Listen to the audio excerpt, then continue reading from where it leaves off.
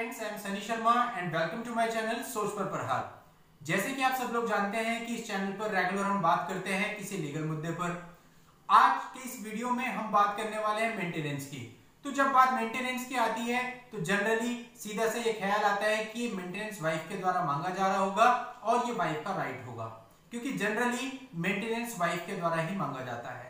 आज की इस वीडियो में मैं आपको उन सारी कंडीशंस को बताऊंगा जिनमें आपको वाइफ को मेंटेनेंस नहीं देनी है, बल्कि आप वाइफ से मेंटेनेंस की अमाउंट क्लेम कर सकते हैं। और अगर आप इस मेंटेनेंस की अमाउंट से संतुष्ट नहीं है तो आप कोर्ट के माध्यम से इसको बढ़वा भी सकते हैं। इससे संबंधित और भी काफी सारी बातों पर इस वीडियो में आज हम चर्चा करने वाले हैं। तो आपसे कहना चाहूंगा कि इस वीडियो को स्टार्टिंग से एंड तक पूरा जरूर देखिएगा, ताकि इस कानून से रिलेटेड आपको कोई भी कंफ्यूजन न रहे।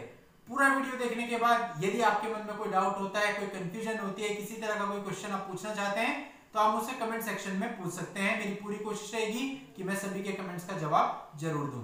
तो दोस्तों, आगे बढ़ने से पहले आपसे कहना चाहूंगा कि अगर आप हमारे चैनल पर नए हैं और आपने अभी तक हमारे चैनल को सब्सक्राइब नहीं किया तो सब्सक्राइब जरूर कर लें और नोटिफिकेशन आइकन पर जरूर क्लिक कर लें, ताकि जब भी मैं ऐसी कोई लीगल पोस्ट लेके आऊं उसकी जानकारी आपको सबसे पहले मिले।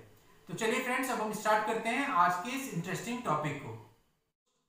तो अब क्वेश्चन है कि कोई पति कब अपनी पत्नी से मेंटेनेंस के लिए क्लेम कर सकता है, भरण पोषण के लिए राशि मांग सकता है। तो सबसे पहले मैं आपको बताना चाहूंगा कि जो प्रावधान है ये हिंदू विवाह अधिनियम में दिया गया है। इस कारण से इसका जो ये लाभ है केवल एक हिंदू पति ही उठा सकता है। दूसरा, यदि आप अपनी पत्नी से मेंटेनेंस या भरण पोषण की अमाउंट मांगना चाहते हैं तो इसके लिए बहुत जरूरी है कि आपकी पत्नी वर्किंग हो, यानी कि जॉब करती हो, भले वो प्राइवेट जॉब करती हो या गवर्नमेंट जॉब करती हो। लेकिन ऐसा नहीं हो सकता कि आपकी पत्नी जॉब नहीं करती है, वो हाउसवाइफ है, उसके बावजूद आप उससे भरण पोषण की अमाउंट मांगते हैं, तो ये वैलिड नहीं होगा, आप नहीं मांग सकते हैं। दूसरा, हस्बैंड के लिए कंडीशन लागू होती है कि हस्बैंड अपनी वाइफ से केवल तभी भरण पोषण के लिए डिमांड कर सकता है जब वो उस पर डिपेंडेंट हो। मतलब कि जब वो खुद कमाने में अनेबल है।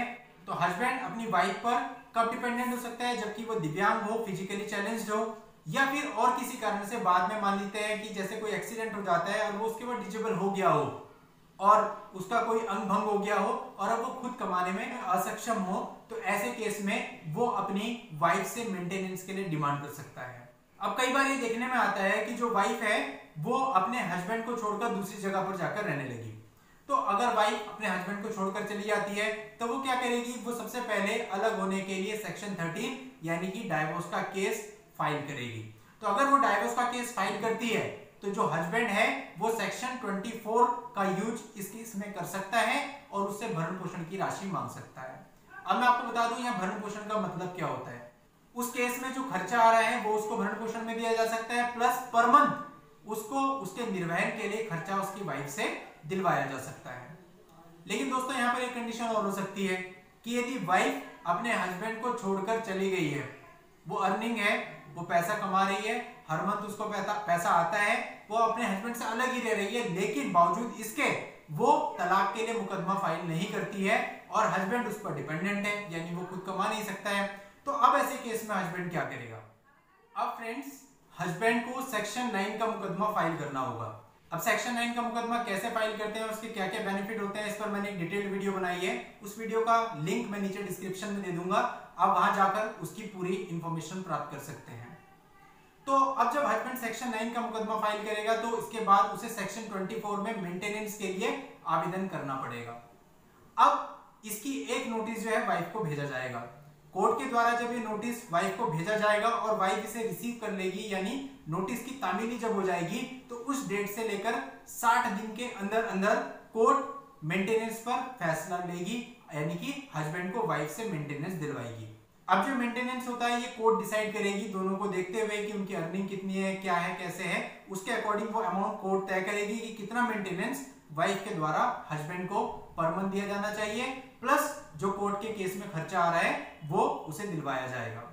इसके अलावा हिंदू मैरिज एक्ट का सेक्शन 25 ये कहता है कि जो कोर्ट है वो हस्बैंड को एक मुश्त राशि भी दिलवा सकती है, यानी कि जैसे कि कोर्ट को लगता है कि एक बार में जो है 6 लाख रुपए या 10 लाख रुपए दे दिए जाने चाहिए, और तो कोर्ट इस तरह का ऑर्डर भी कर सकती है कि एक मुश्त इसको इतने पैसे दे दिए जाए।